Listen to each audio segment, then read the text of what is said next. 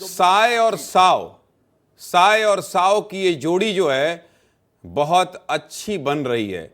मुझे ऐसा लग रहा है कि साय और साव की ये जो जोड़ी है, इस पर आपके बाकी साथियों की नजर न लग जाए। आपकी और मुख्यमंत्री जी की बहुत अच्छी ट्यूनिंग है। मुझे लगता है जिस तरह से आप लगातार ये कह रहे हैं कि नहीं 14 महीने में हम और मुख्यमंत्री विष्णुदेव साय जी जो है लगातार रणनीति बनाए, तो बाकी साथियों को तो लगेगा ना कि देखिए साय और साव जो है एक तरफा पूरा जो नतीजा आया है उसका क्रेडिट ले लिए हैं। ऐसे में आपका क्या जवाब होगा?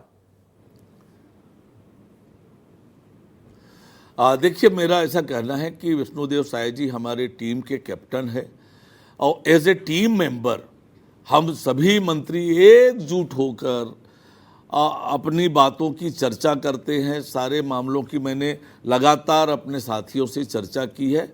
अब चूंकि विभाग की जिम्मेदारी मेरे पास है और इसलिए आपने मुझे यहाँ बुलाया है और मैं अपनी बात भी कह रहा हूँ, पर टीम विष्णुदेव एकजुटता से, एक मजबूती से हम सब मिलकर काम कर रहे हैं। आपस में एक दूसरे की बात शेयर करते हैं, एक दूसरे का सलाह करते हैं।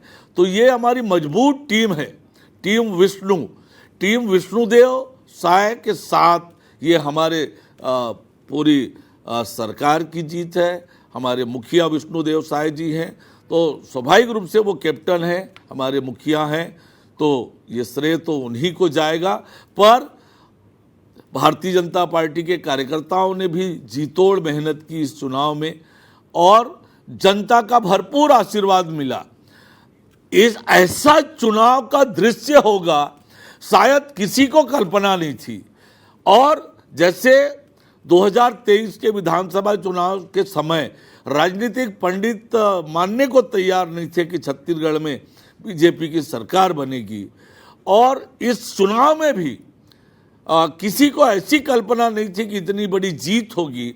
लेकिन मुझे पूरा भरोसा था, जिस प्रकार से 14 महीना हमने शहरों के लिए काम किया था, तो मुझे ये आभास था कि इतनी बड़ी उम्मीद की जाए, हमें उम्मीद ये की जाए डिप्टी सीएम साहब, उम्मीद ये की जाए। मैं तो आपको थोड़ा सा छेड़ रहा था, जब तक मैं छेड़ता नहीं हूं तो मुझे मजा नहीं आता है, लेकिन आपके साथ बातचीत करने में मुझे ये चौथी पांचवी मर्तबा है, ये तो समझ में आ गया कि एक बहुत मजे हुए वकील से भी मैं बात करता हूं, इसलिए उलझना कहीं नहीं है। फिर भी अब ये साय और साव की जो जोड़ी है नगरीय निकाय में, देखिए डिप्टी सीएम साहब आपको बड़ी चुनौती भी है। मैं बार बार पूछ रहा हूं, इसलिए पूछ रहा हूं क्योंकि ट्रिपल इंजन की सरकार से बहुत बड़ी उम्मीद भी है जनता को।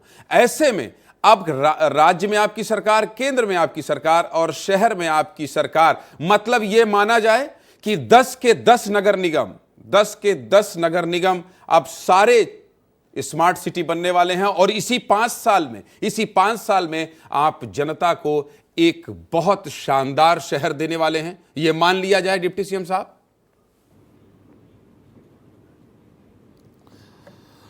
देखिए, मैंने आपको एक बात कही, हम विकास के लिए राजनीति करते हैं और जहां चाह वहां राह। हमारे मन में एक दृढ़ संकल्प है। हमने अटल विश्वास पत्र जारी किया है, कंप्लीट रोड मैप हमने शहरों का उसमें तैयार किया है।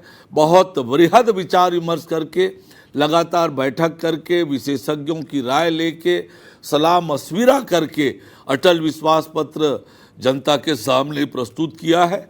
अटल विश्वास पत्र पर हमारी सरकार अटल रहेगी और अक्षरशः उसे पालन करेंगे। तो निश्चित रूप से शहरों के विकास के लिए हम प्रतिबद्ध हैं और वो करके दिखाएंगे। हमारे सभी शहर सुंदर बने, स्वच्छ बने, विकसित बने, सुविधापूर्ण बने, इसके लिए पूरा रोड मैप हमारा तैयार है। हम उस दिशा में तेज गति से काम करेंगे, जो वादा किया है वो पूरा करेंगे।